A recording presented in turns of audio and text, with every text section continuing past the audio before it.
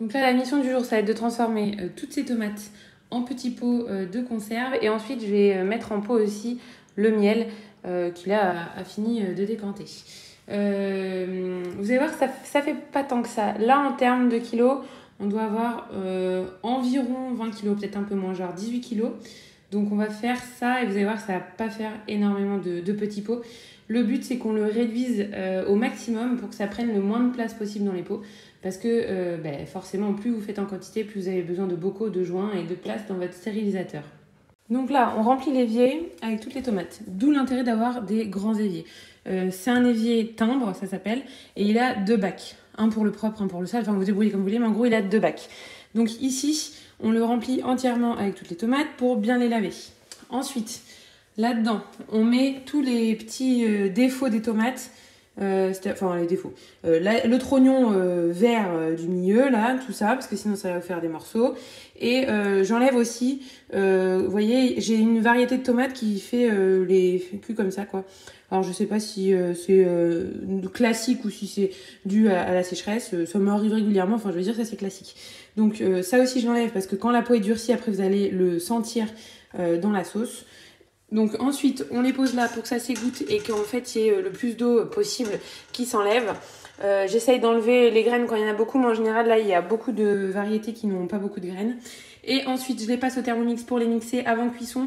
Donc là, ça va être un sacrilège pour beaucoup. Gna gna gna, faut pas le mixer, gna gna. Je trouve qu'il n'y a aucune différence en fait de mixer avant ou après cuisson. Donc on fait ça parce que dans notre chaîne, en gros, c'est plus simple que de faire chauffer. Après, c'est bouillant, faut le mettre dedans. Non, là, je fais par étapes, tac, après le Thermomix, après hop, dans le truc, et puis c'est vite fait. Et ensuite, la dernière étape après le Thermomix, c'est le grand chaudron. On est deux à couper. Donc, Abdelil, moi, je suis à ce niveau-là. On a 2 bioseaux pour mettre les déchets. Donc là, vous voyez, l'intérêt d'être là, en fait, c'est que toutes les petites tâches qu'on fait ici, c'est pas grave parce que c'est dans l'évier. Donc là, ça s'égoutte. Donc vous voyez, je m'embête pas non plus à enlever chaque micro-graine. Hein. Quand j'en vois qu'il y en a beaucoup, j'enlève. Là, vous voyez, il y a pas mal de jus. Tout ce jus-là, en fait, c'est beaucoup d'eau. Donc c'est tout ce que vous n'avez pas à faire évaporer. Donc ça vous économise un petit peu de chauffe, quoi.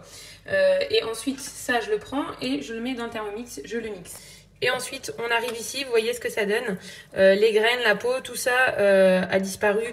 Bon, il reste des micro petits bouts si vous regardez bien.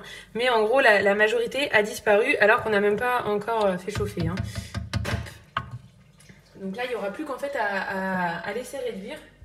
Ça, c'est l'avantage du Thermomix, il pulvérise tout. C'est pas le cas de tous les robots. Hein. Si vous avez un robot qui n'est pas très très puissant, il va pas vous pulvériser toute la peau et toutes les graines. Ça, c'est vraiment quand même la puissance du robot, c'est un avantage. Bon, c'est vrai qu'il coûte cher. Vous pouvez peut-être avoir des équivalents moins chers. En tout cas, il y a une grosse mode là des Lidl équivalents. C'est un peu retombé, donc il faudrait que j'aille voir un petit peu sur les groupes de robots là, ce qu'elles en disent, celles qui l'ont depuis longtemps. Si vous avez dans les commentaires, dites-moi. Hein. Donc voilà. Alors, je mets les tomates dans le Thermomix. Donc voilà, dégoûter, ça vous enlève quand même un certain nombre de graines.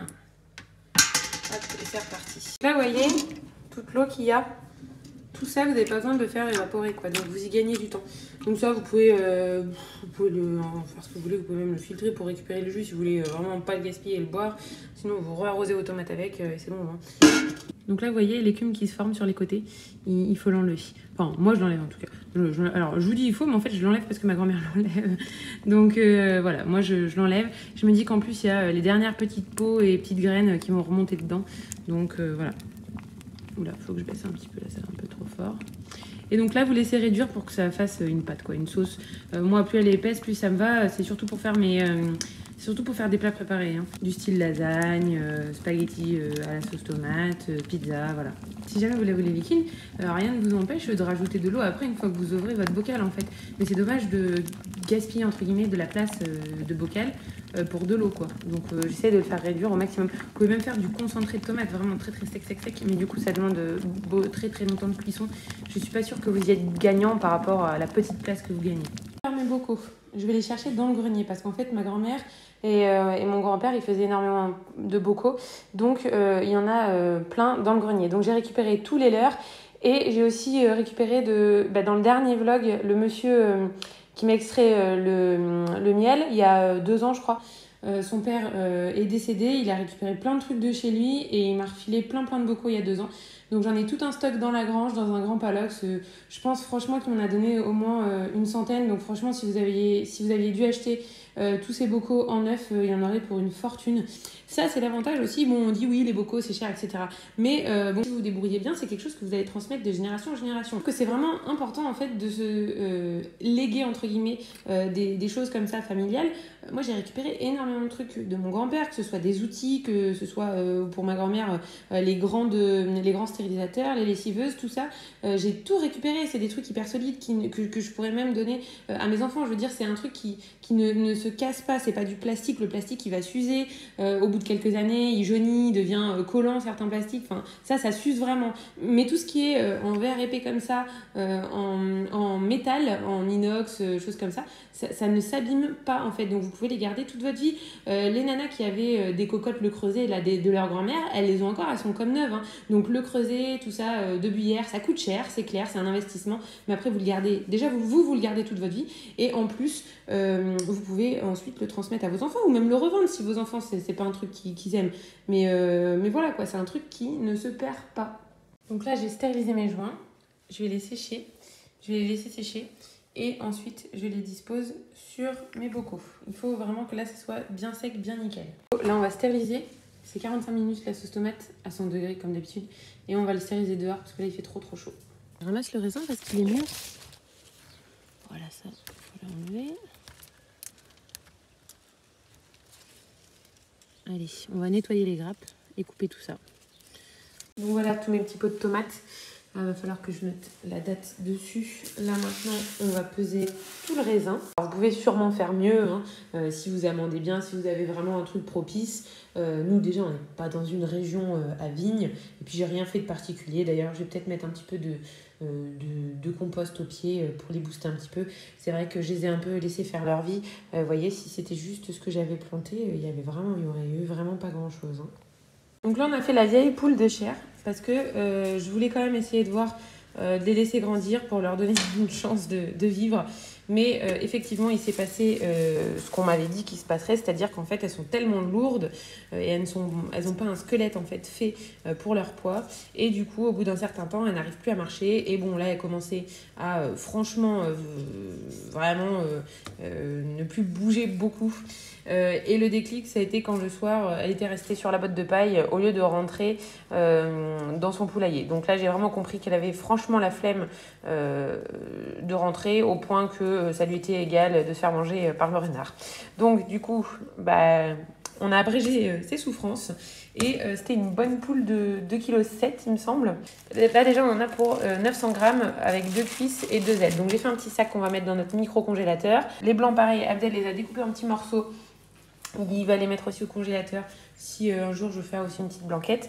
Et là, la carcasse, il reste encore énormément de viande. Bon, en plus, j'ai fait exprès d'en laisser un petit peu quand même un peu partout pour qu'on ait quand même quelque chose à manger. J'ai mis aussi les abats dedans. Elle était très très grasse, mais grasse de ouf. Trop de graisse, j'ai jamais vu ça. Autour de tous les viscères, là, regardez, autour du gésier, tout le gras qu'il y a, quoi. C'est que du gras, que du gras. Donc là, tout ce gras-là, on le récupérera ensuite quand il va remonter. Je pourrais faire d'autres plats avec, ou alors je laisserai. Donc là, je vais mettre des carottes, courgettes, pommes de terre. En gros, les mêmes légumes que pour un couscous. Et on va faire tout ça à la cocotte minute. Parce que elle a quand même 10 mois, je crois. Non, peut-être que 9. Bon, peut-être qu'elle serait pas trop raide en poulet rôti. Mais bon, dans le doute, on va la faire cuire un petit peu plus longtemps. Alors, les carottes cette année, franchement, c'est pas du tout la même que l'année dernière. Vous voyez, elles sont beaucoup plus petites. Avec la sécheresse, vous voyez, il y en a même qui sont complètement molles. Et j'ai beau les refaire tremper dans l'eau, ça les rattrape pas. Donc tout ça, ça va passer là-dedans. Donc avec la carcasse, du coup j'ai mis juste les carottes finalement, on va pas mettre de courgettes ni de pommes de terre. Donc juste carottes parce que en fait je vais pas mettre de pommes de terre parce que je vais faire des espèces de vermicelles je pense style nouilles chinoises pour mettre dans la sauce avec le gras, ça peut être pas mal. Donc là je vais rajouter encore un tout petit peu d'eau et on va laisser cuire dans la cocotte. Donc j'ai juste mis les carottes, 2 piments, de la sauce tomate, une grande branche de laurier sauce. Voilà, on va fermer ça et on va laisser cuire 20 minutes à la cocotte. Donc voilà, ça on a rentré une partie du foin, il y en a d'autres qui arrivent cet après-midi. Il y a 80 petites bottes, ça suffit pas, hein, 80 petites bottes pour l'hiver. Enfin on va essayer de maximiser la pousse d'herbe en faisant tout ce qu'on peut, en coupant au bon moment, en faisant tourner, etc. Mais cet hiver il faudra quand même du foin. Hein. Voilà. C'est tout le matos d'apiculture, donc ça va virer. Je peux pas le laisser ici, parce qu'en fait, ici, avec le foin, le grain, tout ça, c'est très poussiéreux. Donc, ça me salit tout. Franchement, j'aime pas ça. Donc ça ira plutôt côté garage, où c'est plus propre. En fait, le garage, c'est une grange aussi. Mais comme on fait des trucs, entre guillemets, propres, et qu'en plus, tout est bien fermé, la toiture a été refaite, etc., c'est beaucoup plus propre. Donc ça partira côté garage dès que ce sera terminé. Ensuite, on a principalement du blé. Alors, c'est pas l'idéal, hein. Franchement, ne copiez pas sur moi, hein. On donne en ce moment que du blé, c'est pas très très équilibré. Bon, après, elles ont accès à 3000 m² ou elles ont plein d'autres ressources, hein. On leur donne quelques restes de nourriture, etc. Mais il faudrait au moins un peu de maïs. Bon, il y a quelques grains qui nous restent, mais plus rien. Et cette année, mon oncle n'a pas fait de maïs, il a fait du sarrasin. On peut remplacer le maïs par le sarrasin, mais il faut que ce soit pas en trop grande proportion. Parce que sinon ça peut leur faire déclarer une maladie de peau en fait par rapport au soleil, je sais plus comment elle s'appelle. Donc faut pas qu'il y ait trop de sarrasin. Le sarrasin il va pas pouvoir nous en donner trop parce que ça se revend super cher en fait. Je crois que c'est 1400 € la tonne alors que le blé c'est que 300 € et quelques la tonne. Enfin, bien sûr, ça dépend du cours du blé, mais à peu près. Et je crois que c'est 1400 le blé noir. Donc, il va préférer le vendre et il n'en garde pas pour ses vaches, par exemple, vous voyez. Alors que d'habitude, le maïs, il faisait du concassage pour les vaches. Donc là, on pouvait en avoir. Donc là, il y a des restes de maïs, mais il reste quasi rien, quoi. C'est pas assez équilibré. Mais bon, c'est pas grave. Elles vont bien se dérouler comme ça. Et puis, si je vois qu'il y a des... Pour l'instant, il n'y a pas du tout de baisse de ponte ou quoi. Donc, on verra bien. Si je vois qu'il y a une baisse de ponte... je rachèterai peut-être un peu de maïs, mais ça m'embête quoi. Ou je vais voir s'il peut me filer un peu de sarrasin ou des trucs qui tombent, j'en sais rien, on verra bien. Donc ça, ce blé-là, c'est pas mon oncle. Cette année, je crois, il en a fait un tout petit peu, mais pas beaucoup, du blé normal. Ça, c'est mon cousin qui fait ça. Donc lui, il est avec... donc lui, c'est un cheptel ovin, c'est pas bovin. Et donc, il nous le donne. Enfin, il nous le donne. Il faut le forcer pour qu'il accepte de l'argent.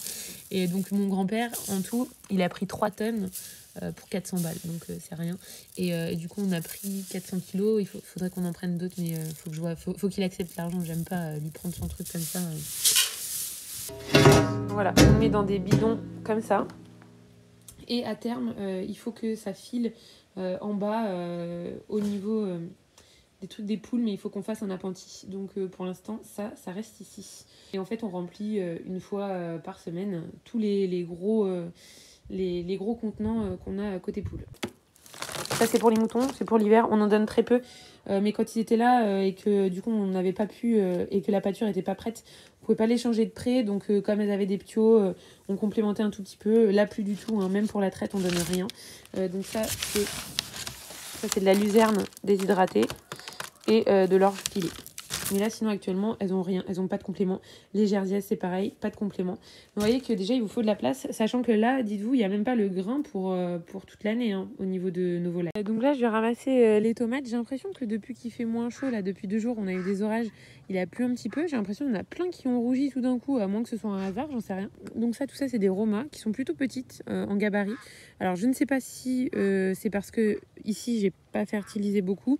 Ou alors, deuxième possibilité, elles ont manqué d'eau. Parce que là, j'ai pas forcément bien arrosé comme il fallait. Donc là, j'ai laissé tout s'éclafouérer complètement. J'ai même pas essayé de mettre des ficelles. Et pour l'instant, c'est pas trop mal. On verra bien si elles chopent plus vite le mildiou que le reste. Ça, là, les feuilles jaunes, c'est pas du mildiou, c'est parce que le soleil les a brûlées. Pourtant, là, on est quand même à l'ombre. Hein. Je veux dire, on est quand même côté nord de ce grand arbre. Donc, c'est même pas au plus chaud que ça les a brûlés, quoi. Donc, on va ramasser ça.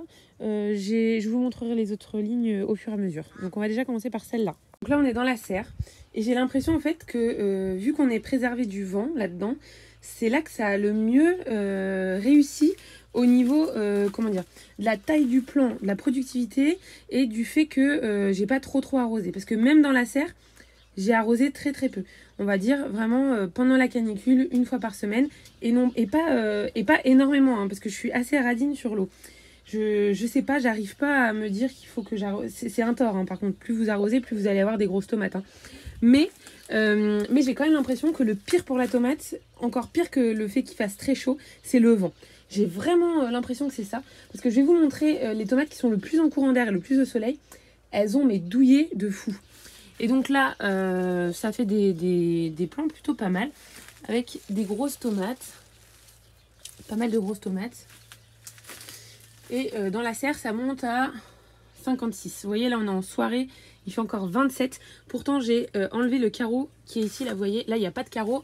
Et les 2 fenêtres sont en permanence ouvertes. Je ne peux pas faire baisser plus la température. Donc, tant pis. Hop. Et donc là, pareil, pas de taille. J'avais taillé les premiers plants ici pour pouvoir arroser au pied au début. Parce que j'avais peur quand même que ce soit une petite année à mildiou et tout. Donc j'avais commencé à tailler au pied vraiment pour pouvoir arroser sans asperger le feuillage. Et en fait, bon, vu l'année qu'on a, même si on a le mildiou après, je me suis dit bon allez, de toute façon t'as pas le temps. Et donc du coup là, j'ai un peu laissé faire, pareil, par manque de temps. Hein. Je veux dire, là, ce que je vous dis, c'est pas forcément un truc à reproduire. Là, c'est plutôt du non-agir parce que j'ai manqué de temps. Mais c'est pas un truc... comment dire ? Je sais pas comment vous expliquer. Là, je veux dire, je l'ai pas fait volontairement, en fait. Je l'ai fait vraiment par manque de temps. Si j'avais vraiment voulu bichonner mon truc, j'aurais arrosé genre tous les 3 jours, peut-être même un peu plus souvent en période de canicule. J'aurais un peu mieux tutoré. Bon là, j'ai quand même... j'ai mis des ficelles. J'ai fait que avec des ficelles, vous voyez, j'ai mis des ficelles. Mais j'en ai pas mis partout parce que je manquais de temps. Il aurait mérité d'en avoir plus puisqu'en fait, moi, je taille aucun gourmand.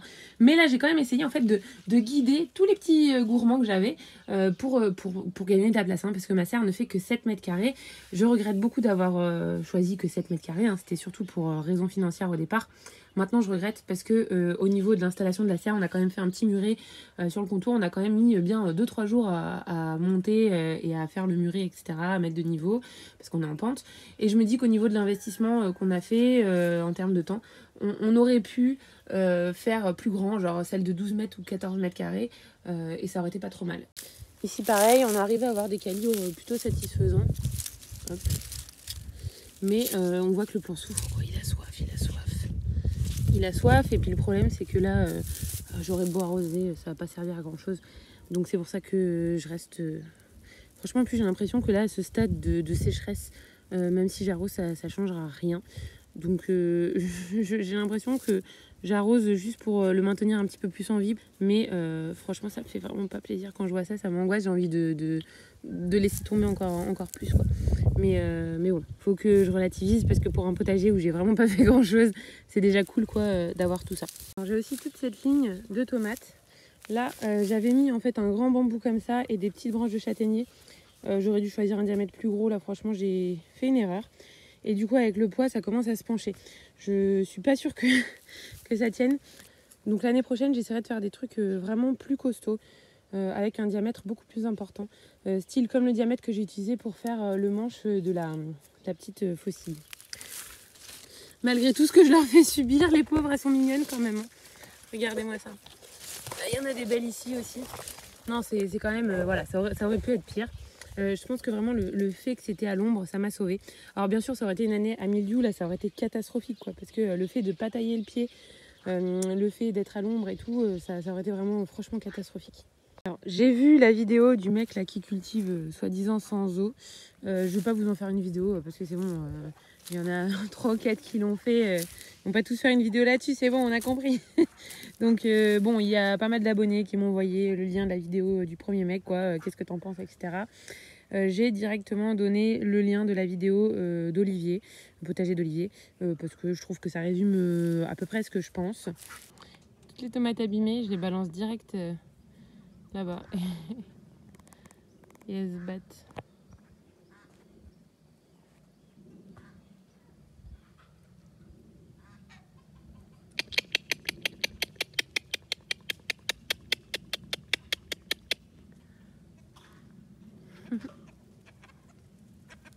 Oh non, je suis méchante, je suis pas gentille. Et là, ça va être trop drôle parce qu'en fait, il y en a un qui prend la tomate et après, il se barre avec. Et tout le monde suit en général. Ah, là, ils le font pas.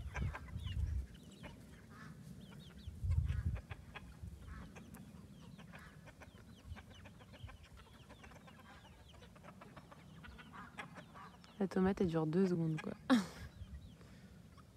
Bon, voilà l'intérêt de passer voir ces animaux tous les jours. On a l'échouille qui a eu la bonne idée de rentrer dans un tronc d'arbre creux et qui est coincée là-dedans. Et on peut pas la sortir, donc on va aller chercher Je pense la tronçonneuse parce que c'est coincé ces blocs là.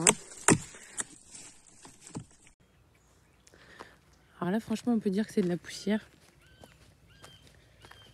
Hier mon oncle a passé le gyro là pour couper les tiges comme ça là qui dépassaient. De toute façon les vaches les mangeaient pas parce que normalement dans 2 jours il pleut.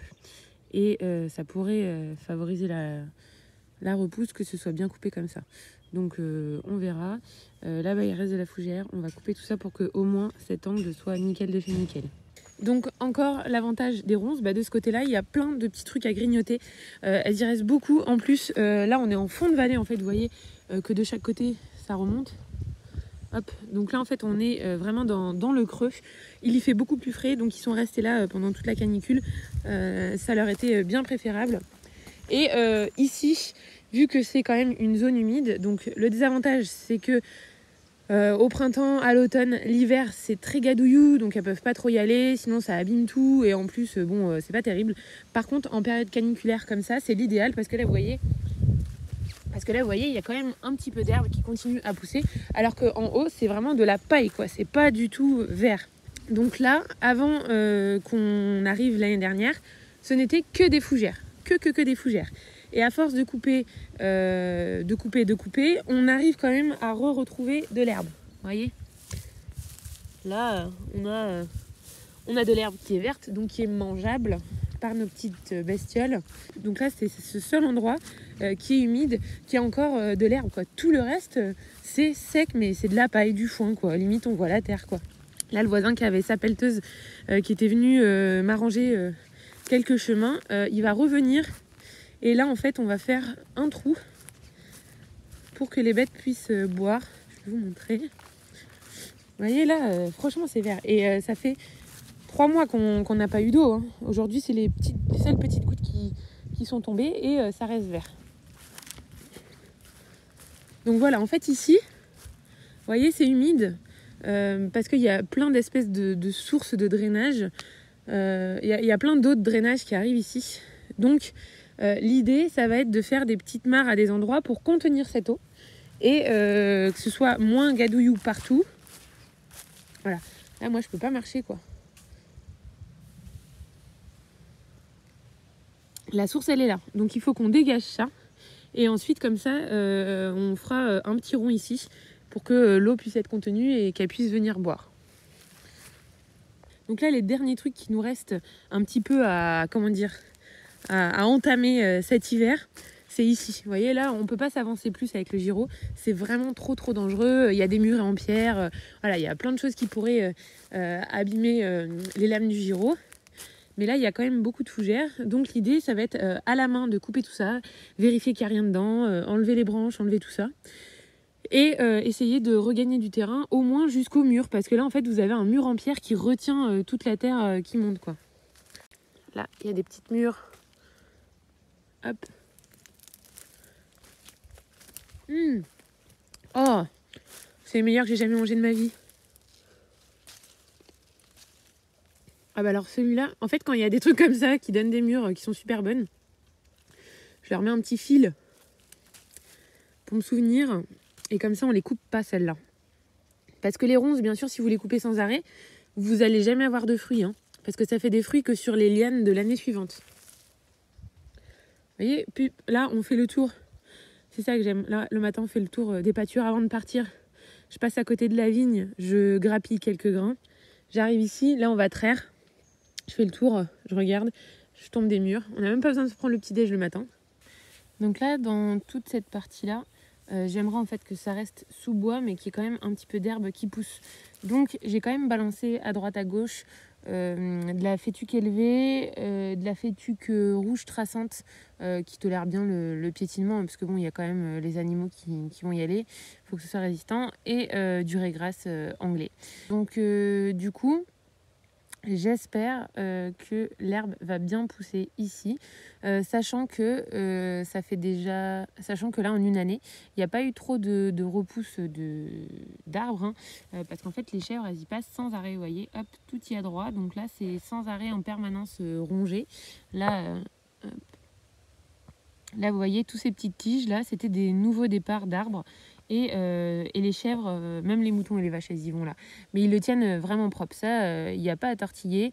Le but des animaux de pâturage, c'est que les sous-bois se redeviennent des prairies. Donc, ils vont l'entretenir. Donc, demain, on reprend le travail.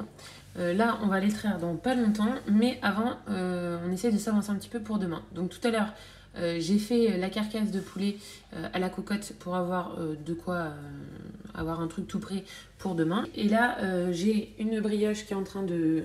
Là, j'ai une brioche qui est en train de pousser là-dedans. Et maintenant, je vais faire du riz au lait. Pour le riz au lait, il vous faudra juste du riz rond comme ça. Et ensuite, je fais que avec ce que j'ai. Donc, je prends le lait de chèvre. Donc là, moi, j'adapte les quantités à ce que j'ai. Je veux 1,5 litre de lait dans ma recette, puisque j'ai pris 270 grammes de riz rond pour finir ce que j'avais, quoi. Mais après, vous faites comme vous voulez, vous gardez les proportions. Je vous mettrai la recette de base, qui est la recette du riz au lait du Thermomix. Donc là, je mets tout le lait dedans. Donc 1,5 litre de lait de chèvre. Ne vous inquiétez pas, il n'y aura pas du tout le goût du lait de chèvre dedans. Le lait de chèvre, quand il est frais comme ça, celui-ci, il y en a un. Donc ça, c'est du lait cru entier. Celui-là, il est du 13. Et celui-ci est d'hier, c'est le lait cru, donc il faut l'utiliser. Donc en ce moment, on se fait beaucoup de préparation, crème aux œufs et riz au lait principalement, c'est ce qui en consomme le plus. Quand on a beaucoup d'œufs, on fait plutôt les crèmes aux œufs parce que je passe 12 œufs dedans pour 2 plats d'œufs au lait. Et quand j'ai un peu moins d'œufs et que du coup je veux passer beaucoup de lait, et là du coup je vais faire plutôt le riz au lait. Donc là on passe 1,5 litre de lait de chèvre, c'est parti. Là le lait, vous le faites chauffer pendant 8 minutes à 98 degrés et pendant ce temps-là, mon riz, je vais le préchauffer dans l'eau parce que comme c'est du riz bio, il est, comment dire, il met plus longtemps à cuire quand même que le riz classique que vous allez acheter en grande surface. Et du coup, souvent il reste dur avant. Donc maintenant, je le fais un peu pré-cuire pendant quelques minutes. Hein. C'est pas la peine qu'il soit cuit à fond, mais quand même un tout petit peu dans l'eau bouillante. Et donc là, en fait, maintenant, il faut le laisser cuire pendant 25 minutes. Et la cuillère tourne tout seul en fait pendant que nous on va pouvoir aller faire autre chose. C'est l'avantage. Donc c'est bien mignon, hein. Il y en a qui disent Thermomix, gna gna gna. Faites ce qu'on fait dans une journée et après on en reparle. Il faut bien se dégager du temps en quelque part. Un jour je le ferai peut-être avec une cuillère et avec un feu de bois, mais ce jour-là il n'est pas encore arrivé. Pour l'instant on a énormément de choses à faire plutôt que de perdre du temps en fait précieux sur ce genre de choses. J'ai mis 230 g de miel au lieu de 150 g de sucre. Mais ça dépend vraiment de votre miel et de vous. Donc là, maintenant, je vais remplir des bocaux tout simplement pour faciliter le rangement dans le frigo. Alors là, je viens de rentrer. Ça, c'est les tomates que j'ai ramassées hier. Et ça, c'est les tomates d'aujourd'hui. Et quelques poivrons. J'en aurai pas beaucoup, je pense, parce qu'il y a un petit coquin qui m'a mangé les fleurs. Donc j'ai ramassé ça. Voilà, donc demain, opération sauce tomate. Là, dans la vidéo, je vous ai aussi filmé cette sauce tomate qui a été préparée. Donc voilà, une fois stérilisée, ce que ça donne. Donc ça va falloir qu'on aille ranger demain. J'ai mis en pot de miel, pareil, il va falloir le ranger demain. Ça, c'est le raisin qui reste. On essaie d'en manger vraiment beaucoup. J'ai pas fait de transfo pour le raisin, on le mange en frais. Et il y a une vigne qu'on n'a pas encore ramassée. Je vais peut-être y aller, peut-être pas demain, j'irai peut-être que samedi, parce que sinon... Sinon, ça va poser souci, on va en avoir trop et on va le gaspiller. J'ai pas envie de transformer, c'est vraiment du gâchis. C'est tellement bon, en fait, le raisin en frais que... Voilà. Donc, par contre, les tomates, on garde, en fait... je garde beaucoup les roses de Berne pour manger en salade. Où c'est qu'elles sont, les roses de Berne